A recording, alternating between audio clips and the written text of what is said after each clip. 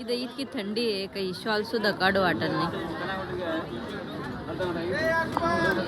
5:30 वाजता आम्ही तुळजापूर मध्ये पोहोचलो. अख्ख्या महाराष्ट्राची कुलस्वामिनी मा तुळजाभवानीचं दर्शन घ्यायचं होतं. सकाळी सकाळी तुळजापूरचं दर्शन घेणार आहे आम्ही आता. इथल्या दुकानं बघून असं वाटत होतं लगेच खरेदी करावं का काय, पण आधी दर्शन घेऊन यावं लागल, नंतर खरेदी करता येईल. दरवाजाच्या बाहेरून असं वाटत होतं लगेच मंदिर येतं का काय. 10 ते 15 मिनिटं चाललो तरी पण मंदिर काही येत नव्हतं. त्याच्यानंतर एक पाय धुवायसाठी कुंड सापडलं नाही बरं का, ते तिथं आहेच. त्याच्यानंतर मम्मीनं मावशीनं त्यांनी पाय धुवून घेतले. खाली उतरताना त्या सीडीवरून इतके पाय घसरत होते ना का बास. हातान पाय धुतले आणि त्याच्यानंतर मम्मी म्हणे डोक्यावर पण पाणी घे. बाहेर इतकी थंडी होती पण ते पाणी आतमध्ये गरम होतं. हातपाय धुतल्याच्या नंतर लवकर लवकर मंदिराकडे निघालो. जसा जसा टाइम जात होता तसं तसं गर्दी वाढत होती. देवीच्या दर्शनाच्या आधी उजव्या सोंडीच्या गणपतीचं दर्शन घेतलं.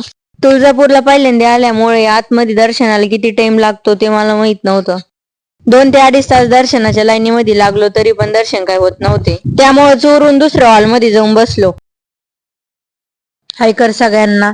गर्दी इतकी होती की हे बाळ पण आतमध्ये रडत होतं. त्यामुळे तिचे पप्पा पण तिला आमच्यापाशी घेऊन आले होते.